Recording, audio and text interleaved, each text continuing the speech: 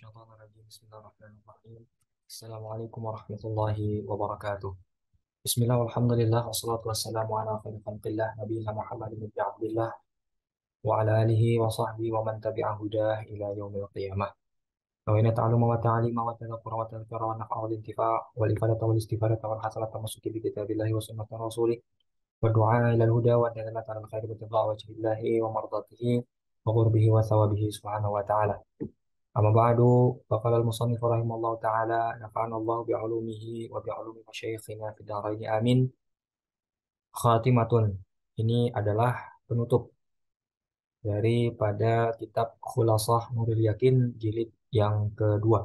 Artinya pada kesempatan kali ini juga merupakan pertemuan terakhir kita untuk membahas kitab ini pada jilid yang kedua dan insya Allah pada pertemuan selanjutnya kita akan masuk pada pembahasan jilid yang ketiga dari kitab Khulasah Nuril Yakin. Auladuhu sallallahu alaihi wasallam, anak-anak daripada Rasulullah sallallahu alaihi wasallam. Abna'uhu sallallahu alaihi wasallam salasatun, anak laki-laki dari Rasulullah SAW ada 3 orang. Kulluhum matu qabla wafatihi, semuanya wafat terlebih dahulu sebelum wafatnya Rasulullah SAW. Jadi beliau masih hidup saat ketiga anaknya telah wafat. Wahumul Qasimu, mereka adalah Al-Qasim, ulida qabla nubuwah, yang dilahirkan setelah diangkatnya Rasulullah SAW menjadi nabi. Wa asya sanatain, dan hanya hidup 2 tahun, artinya hanya bertahan selama 2 tahun, kemudian wafat. Wa Ibrahim, yang kedua adalah Ibrahim, ulida fi sanati tsaminati minal hijrah, lahir pada tahun ke-8 Hijriah. Wa asya sab'ina yauman, hanya hidup 70 hari. Wa Abdullah, yang terakhir adalah Abdullah, ulida qabla nubuwah, dilahirkan sebelum Rasulullah diangkat menjadi nabi. Afwan, tadi Al-Qasim juga dilahirkan sebelum diangkat menjadi nabi. Wa mata saghiran, dan Abdullah ini wafat dalam keadaan masih sangat kecil. Jadi eh, 2 dari 3 anak Rasulullah SAW ini dilahirkan sebelum beliau menjadi nabi, dan satu diantaranya diangkat setelah diangkat menjadi nabi. Wa banatuhu arba'un, dan anak perempuan daripada Nabi Muhammad SAW ada 4. Wa hunna Zainab, ada Zainab yang pertama.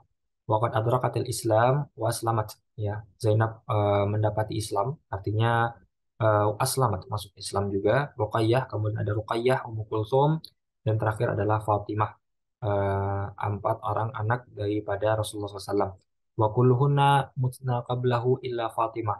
Ya, seluruhnya itu wafat sebelum wafatnya Rasul kecuali Fatimah. Jadi dari sekian 7 orang anak daripada Rasulullah SAW, 7 di antara mereka semuanya wafat terlebih dahulu sebelum Rasulullah SAW wafat. Hanya satu anak yang wafat setelah Rasul, yaitu Fatimah. Fa innaha asyat ba'dahu sittatu ashhurin. Fatimah pun wafat setelah 6 bulan Rasulullah SAW mendahuluinya. Artinya 6 bulan setelah wafatnya Rasul, Fatimah pun ikut wafat setelah. Azwajuhu, istri-istri Rasulullah sallallahu alaihi wasallam. Azwajuhu sallallahu alaihi wasallam ihda asyrata imratan. Istri Rasul ada 11 orang, situn min Quraisy, 6 diantaranya dari Quraisy, arba'un Arabiyat, wa wahidatun min Bani Israel, dan satu diantaranya dari kelompok Bani Israel. Fal Quraisyiyat, dari Quraisy itu ada Khadijah bintu Khuwailid, walam yatazawwaj ghairaha illa ba'da wafatiha, dan Rasulullah tidak menikahi istri lainnya. Tidak ada perempuan lain yang dinikahi Rasul saat Rasul bersama dengan Khadijah sampai kemudian Khadijah wafat. Wa Aisyah bintu Abi Bakar As-Siddiq, ada yang kedua istri Rasul adalah Aisyah, dan yang ketiga adalah Hafsah bintu Umar. Wa Ummu Habibah bintu Abi Sufyan, dan yang keempat adalah Ummu Habibah, anak daripada Abu Sufyan. Wa Ummu Salamah, yang kelima ini ada Hindun bintu Abi Umayyah. Wa Saudah bintu Zam'ah, yang ke-7. Jadi 7 orang daripada 6, ya, 6 orang diantara istri Rasulullah SAW yang dinikahi dan berasal dari Quraisy, ya. Khadijah, kemudian ada Aisyah, ada Hafsah, ada Ummu Habibah, ada Ummu Salamah, ya, dan ada Saudah berikut. Nah, Ummu Salamah ini maksudnya adalah Hindun. Jadi Ummu Salamah dan Hindun adalah orang yang sama, seperti itu. Wal Arabiyatuhunna, itu ada Zainab binti Jahsh, Maimunah binti Al-Haris, Zainab binti Khuzaimah, dan Juwairiyah bintul Harith. Walati min Bani Israel, dan yang berasal dari Bani Israel adalah Sofiyah bintu Huyai. Ini tadi yang berasal dari Bani Israel, dan kita pernah dengar ceritanya bahwasanya beliau merupakan salah satu anak dari pembesar-pembesar kelompok Yahudi yang berada di Khaybar. Wa matat minhunna indahu isnatan wa huma Khadijah wa Zainab bintu Khuzaimah. Dua di antara istri Rasulullah SAW itu wafat sebelum, artinya lebih dahulu wafat ketimbang Rasul, yaitu Khadijah dan Zainab binti Khuzaimah. Wa tuwfiya anitis anil baqiyah. Lalu kemudian Rasulullah meninggalkan sembilan yang lainnya, artinya Rasulullah lebih dulu wafat dibandingkan dengan sembilan istri lainnya. Wa sararihi arba'un wa hunna Mariatul Qibtiyah, ada Maria Al-Qibtiyah. Wa Raihanatul Quraziyah, ada Raihanah Al-Qurazi. Ya, kemudian ada wa wahidatun wahabat halahu Zainab bintu Jahsh, ada salah seorang perempuan yang juga merupakan pemberian daripada Zainab binti Jahsh. Dan yang keempat adalah warabi'atu asabahah fi ba'di sabi, ya, perempuan yang merupakan bagian daripada tawanan perang. A'mamuhu wa ammatuhu, ya, paman-paman dan bibi Rasulullah SAW. A'mamuhu sallallahu alaihi wasallam asyaratun. Paman-paman Rasul ada 10, wa amatuhu sittun, dan bibinya ada 6 orang. Fa'amamuhu, paman-pamannya adalah Abu Talib wa Zubair, Hamzah, lalu kemudian ada Al-Muqawwam wa Abul Fadl Abbas, berikutnya ada Dirar, Al-Harith, Al-Qusam, Abu Lahab, dan Al-Ghaidaq. Bibi-bibinya sendiri adalah Safiyah, ada Atikah, Al-Bayda, Barrah, Umaymah, dan terakhir Arwa. Walam yuslim min a'mamihi illa Hamzah wal Abbas. Dari 10 orang paman-paman Rasulullah SAW tidak masuk Islam, hanya kecuali dua saja, yaitu Hamzah dan Abbas. Wa min amatihi illa Safiyah. Begitupun dengan bibi-bibinya, hanya satu yang masuk Islam, yaitu Safiyah saja. Waktu rifafi Islami Atikah wa Arwah. Namun ada beberapa perbedaan pendapat mengenai apakah bibi yang lain, yaitu Atikah dan Arwah, masuk Islam juga atau tidak. Tapi yang pasti yang masuk Islam adalah Safiyah. Hayatuhu wa ba'du ahwalihi. Lalu kemudian di sini Al-Ustaz Umar Abdul Jabbar coba menggambarkan menurut berbagai riwayat mengenai bentuk fisik daripada Rasulullah SAW. Karena Sallallahu Alaihi Wasallam ahsanan nasi khalqan, abyadal wajhi, hasanal fami, alimal hamati, saltal jabin, hazajjal hajibaini, alimal jabhati, ahdabal ashfari, ad'ajal ainaini, anjalahuma, aqnal anfi, asilal khaddaini, kassal lihyati, syatnal kaffaini, wal qadamaini, ablad dhira'aini, rahbal katifaini, wasi'al sadri, walam yakun bil tawili wala bil qasiri, wa kana sya'ruhu rajulan wa kana hasan as-saut yablughu sautuhu haitsu la yablughu sautu ghairihi wa kana dhahikuhu at-tabassuma wa kana mashyuhu takaffuan ka'annama yanhattu min sababin kana idza iltafa bi jami' badanihi la bi wajhihi wahdahu kanat ar-raihatu at-tayyibatu sifatahu wa illam yamassa tayyiban wa lam yatasa'ab wa lam yatajashsha qattun. Rasulullah SAW merupakan orang yang paling baik dalam segi fisiknya, bentuk ciptaannya, tampan bentuk tubuhnya, mukanya putih, ya, mulutnya bagus, indah, cukup besar kepalanya, licin pelipisnya, lebar dahinya, rambutnya, rambut apa namanya, alisnya cukup tebal, hitam kedua matanya, hidungnya mancung, pipinya cukup panjang dan lebar, janggutnya tebal, jari tangannya dan kakinya besar dan tegap, ya, tulang belikatnya dan juga tulang hastanya besar, pundaknya atau dadanya berbentuk, ya, berbidang, badannya sedang, tidak terlalu tinggi, tidak terlalu pendek, rambutnya tidak terlalu keriting, tidak terlalu lurus juga, artinya sedang-sedang saja. Sebagian riwayat mengatakan ikal, suaranya merdu yang kemerduannya tidak bisa ditandingi oleh siapapun.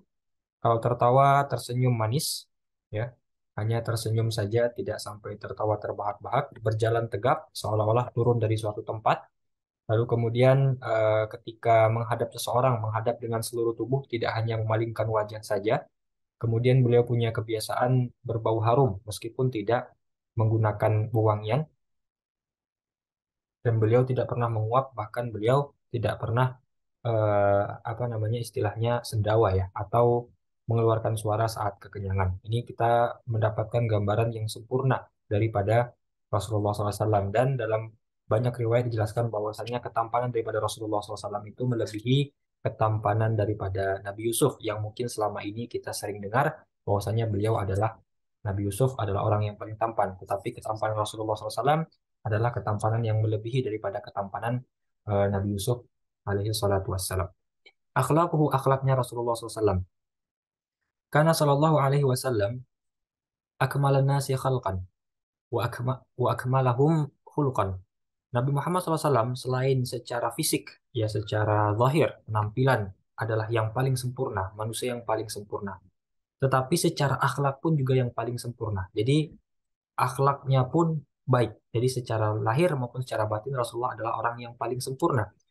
Wa asmahum aqlan, orang yang paling cerdas, orang paling cerdik, muhibban lil fuqara, sangat mencintai orang-orang fakir, raufan bin nas, sangat mengasihi manusia, rahiman bihim, sangat menyayangi mereka, la yaghdabu illa lillahi, ya'fu wa yasfahu amman adahu, tidak pernah marah kepada siapapun kecuali bagi orang-orang yang mengingkari apa yang telah diperintahkan oleh Allah, selalu memaafkan siapapun yang telah menyakitinya, maka nasabbaban wala fahasyan wala la'anan, tidak pernah mencaci orang, tidak pernah merendahkan orang, tidak pernah menjelek-jelekkan orang, tidak pernah bahkan melaknat orang. Karena syadidal khaufi min Allah, sangat takut kepada Allah Subhanahu wa taala. Karena syuja'an qawiyan, sangat pemberani, gagah, kuat. Jawa dan Kariman, sangat dermawan, fasihan balighan, menyampaikan sesuatu dengan sangat jelas, dengan sangat baik. Yukhatibu kulla qabilatin bilisaniha, suka menyampaikan sesuatu kepada setiap kabilah dengan bahasa mereka. Wa yuhawiruha bilughatiha, ya berhiwar, melakukan dialog diskusi dengan bahasa mereka. Karena ashabuhu la yaqifuna lahu inda hudurihi, para sahabatnya tidak pernah berdiri ketika Rasulullah SAW hadir menghampiri mereka, di annahum ya'lamuna minhu karahatahu lidzalika, karena mereka mengetahui bahwasanya Rasulullah SAW sangat membenci hal tersebut. Namun dalam bait terakhir ini kita perlu sedikit menjelaskan bahwasanya yang diinginkan dalam hal ini adalah dari sisi Rasulullah SAW karena bentuk ketawaduan beliau. Ya, ketawaduan Rasulullah SAW, beliau tidak ingin dihormati, tidak gila jabatan, tidak gila hormat. Tapi kalau kita melihat dari sisi para sahabat, mereka juga ingin untuk menghormati. Ya, karena itu guru yang baik adalah guru yang tidak gila hormat, dan murid yang baik adalah murid yang tahu cara memuliakan dan menghormati gurunya. Seperti itu. Jadi ini tidak bisa dijadikan dalil, tidak boleh untuk hormat kepada guru, tidak boleh salam kepada guru, tidak boleh membungkukkan badan di hadapan guru, tidak boleh berdiri ketika ada guru. Tetapi ini dilihat dari sisi gurunya. Dalam hal ini dilihat dari sisi Rasulullah SAW.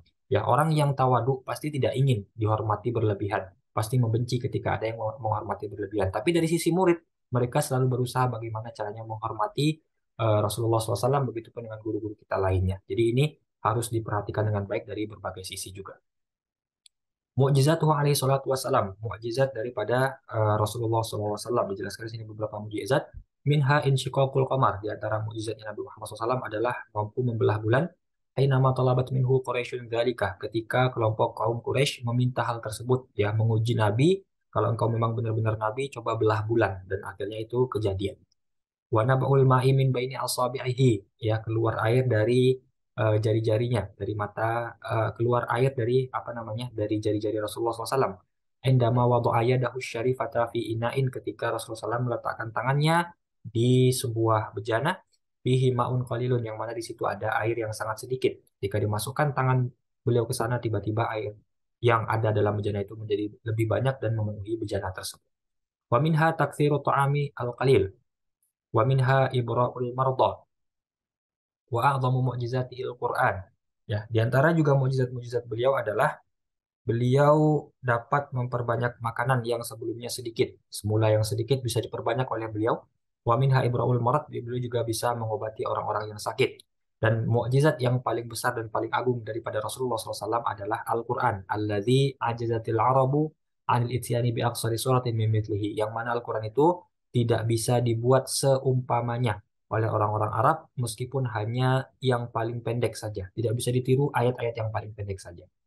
Qul la in ijtama'atil insu wal jinnu ala ay ya'tu bimithli hadzal Qur'an la ya'tuna bimithlihi walau kana ba'dhum li ba'dhin dhahira. Ya, katakanlah seandainya manusia dan jin berkumpul untuk membuat Al-Qur'an. Artinya mereka bersepakat untuk membuat tandingan Al-Qur'an, mereka tidak akan bisa melakukan hal tersebut meskipun sebagian dari mereka dengan sebagian yang lain saling bekerja sama dalam membuat hal tersebut. Tamat walillahil ham khalasatu sirati afdalil khalqi, nas'alullaha ayyuwaffiqa qari'aha ilal amali bihadiyar Rasul sallallahu alaihi wasallam wa ala alihi wa sahbihi ajma'in, wa yaliha mulakhasu itmamil wafa'i fi siratil khulafa. Maka dengan demikian berakhir juga pembahasan daripada kitab Khulasah Nuril Yakin. jilid yang kedua, sebagaimana yang telah kita sampaikan juga di awal-awal, bahwasanya kitab ini terbagi ke dalam 3 jilid atau 3 juz. Jilid yang pertama, atau juz yang pertama membahas mengenai kisah hidup Rasulullah SAW di Makkah sebelum hijrah, yang mana itu terbagi ke dalam 2 kelompok. Kelompok pertama pembahasan mengenai Rasulullah sebelum diangkat menjadi nabi, lalu kelompok kedua membahas mengenai Rasulullah setelah diangkat menjadi nabi selama berada di Makkah. Pada jilid yang kedua dibahas mengenai Rasulullah SAW selama berada di Madinah. Dan nanti insya Allah di jilid yang ketiga, di jilid yang ketiga yang kita bahas setelah ini akan membahas mengenai sirah daripada Khulafa ar-Rasyidin. Maka karena itu di jilid yang ketiga terdapat sebagian perbedaan penulisan nama kitab. Ada yang mengubah nama kitab atau mungkin secara asal diubah tapi tidak ada kepastian mengenai nama Khulasah Nuril Yakin, tidak lagi Bisiratis atau Visi Roti Sayyidil Mursalin, melainkan Visi Roti Al-Khulafai Ar-Rasyidin. Namun di luar daripada itu, intinya kita telah menyelesaikan pembahasan mengenai hidup Rasulullah SAW. Semoga apa yang kita dapatkan dari pembahasan kita dari awal sampai dengan hari ini, begitupun dengan seterusnya nanti, bermanfaat untuk kita, semakin kenal kita dengan Rasulullah SAW, semakin kenal dengan Islam, semakin kenal dengan para sahabat, dengan Islam yang lahir di kota Makkah dan Madinah yang dibawa oleh Rasulullah Shallallahu Alaihi Wasallam. Wallahu a'lam, demikian pembahasan kita pada juz yang kedua. Insya Allah kita akan lanjutkan pada juz yang ketiga. Naktafi bihadzal qadar. Wassallallahu ala sayyidina Muhammadin wa alihi wasallam. Alhamdulillahirabbil alamin. Akhirul kalam wabillahi taufiq wal hidayah. Assalamualaikum warahmatullahi wabarakatuh.